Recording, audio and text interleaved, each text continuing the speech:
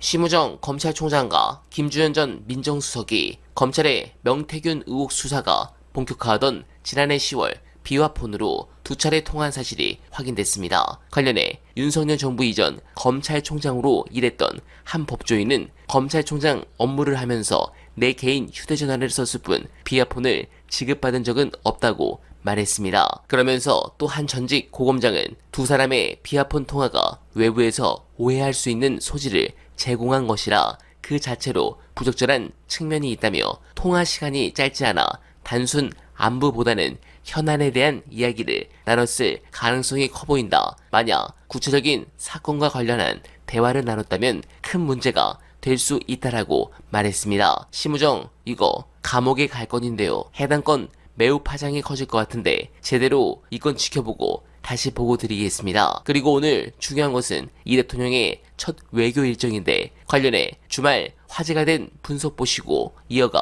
보겠습니다. 6개월 동안 진짜 아슬아슬했습니다. 네. 무슨 벼랑 끝을 걷는 것 같은 그 불안감이 떠나지를 않았고, 그런데 결국은 이제 이재명 후보가 대통령으로 당선이 됐죠. 보니까 사람의 팔자는 정해져 있는 것 같아요. 그러니까 대통령이 되게 돼 있기 때문에 걸리지 않고 견뎌내서 결국 대통령이 당선되는 거 보면서 천만다행이다. 그리고 나는 그 대통령이 돼서 국무회의도 그날 첫날 뭐 3시간인가 뭐 이렇게 김밥 먹으면서 하다 보면 외교안보 분야 통일 문제 가지고 가령 장관이나 NSC 멤버들이 보고를 하면은 그냥 알았다고 놓고 가라는 식은 아니고 아마 토론을 통해서 결론을 내려고 아는 게 많아요. 네. 그래서 별로 걱정 안 합니다. 저도 우리 정세현 장관님하고 비슷한데요. 예. 이재명 대통령이 강점은 준비된 대통령이라고 저는 봅니다. 뭐 벌써 대통령 이제 삼술해갖고 대통령이 된 거 아닙니까? 8년 이상을 대통령 준비를 해왔기 때문에 준비된 대통령이라는 걸 강조하고 싶고, 그러나 환경은 녹록지 않다. 네. 우선 남북한 간의 평화 안보의 위기가 있고 미중 간 대립과 갈등은 심화되고 있기 때문에 이 강대국 정치를 어떻게 다루느냐 하는 문제, 그리고 우리가 미국 문제, 북한 문제를 어떻게 다루느냐를 두고 우리 사회가 너무나 양극화가 돼 있기 때문에 이걸 어떻게 극복하느냐 쉬운 문제는 아닌 것 같아요. 소위 그 외교라는 것이 말하자면 자기 중심성이라는 것이 분명해야 된다는 얘기를 하더라고요. 그래서 예. 그러면 걱정 없다.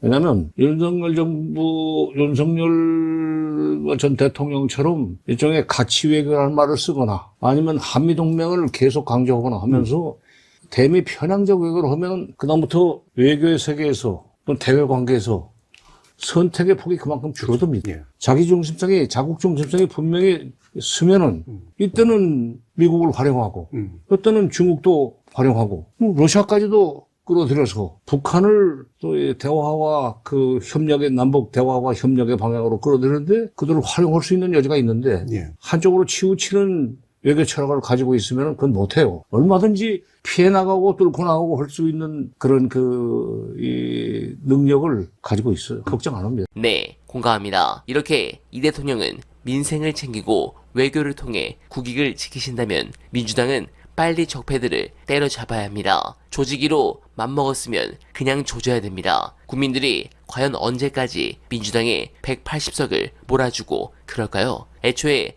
반드시 해야 할 사법개혁, 언론개혁 이 두 가지만 큰 성과를 거두면 나머지는 저절로 따라오게 돼 있습니다. 여러분들은 어떻게 생각하십니까? 소중한 의견 댓글로 많이 부탁드리며 원활바는 오늘도 최선을 다하겠습니다. 여러분 고맙습니다.